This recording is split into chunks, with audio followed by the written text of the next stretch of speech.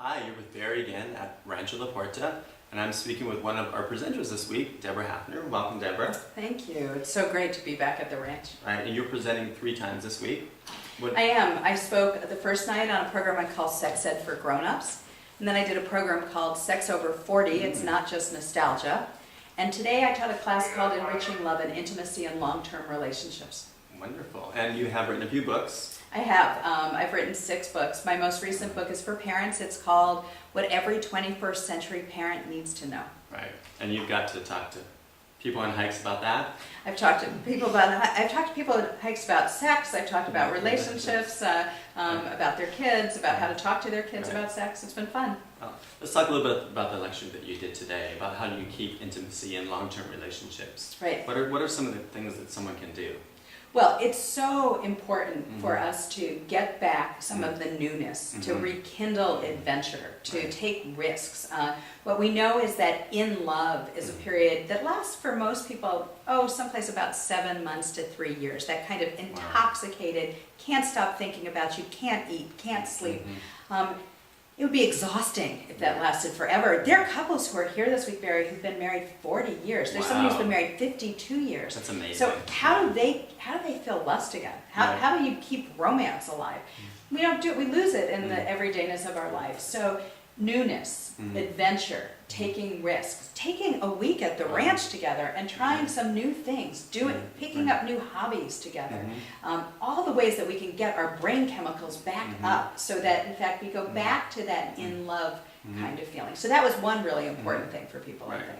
I'd imagine that relationships and love kind of up and down, ebbs and flows. Yeah, well, so, there's this myth, we all grew up with the story of Cinderella, and Cinderella meets the prince, they fall in love, they get married, and they lived happily ever after. So, when I was reading stories to my children, I used to say, and they fell in love, and they got married, and it was a lot of work.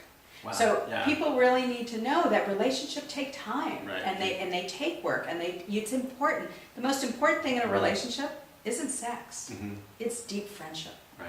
Yeah. Really being friends, really caring for your partner, really taking quality time with your partner. So that's all part of what this workshop's about. Yeah, and I guess being committed to the person on some level, being committed to working through the times and when it goes So down, a lot has to do with knowing. So a lot of times when people get disillusioned, they end the relationship rather than working on it. So when you feel that disconnection, really taking the time to think, are we spending time with each other? Are we communicating? Am I giving you what you want from me? So I introduced the concept of different languages of love. And some of us want words, some of us want sex, some of us want time, some of us want gifts, some of us want acts of service.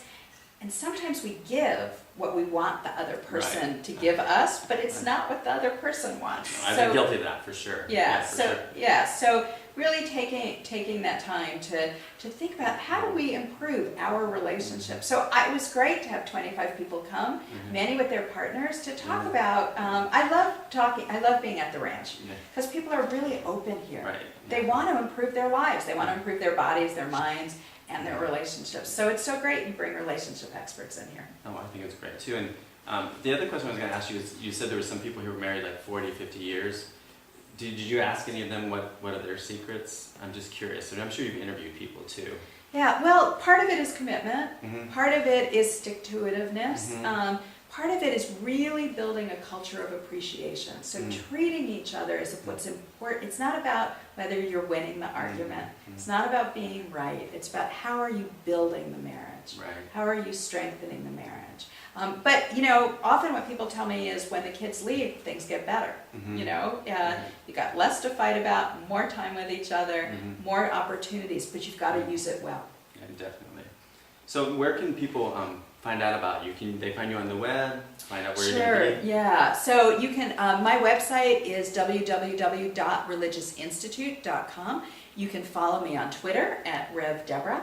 The Religious Institute's also on Facebook. So I would love people to come and find out more about us. And I'm delighted that I get to come here once or twice a year and offer workshops for you. So if you check out our website, you'll see the next time Debra will be here. Thanks. Thank you.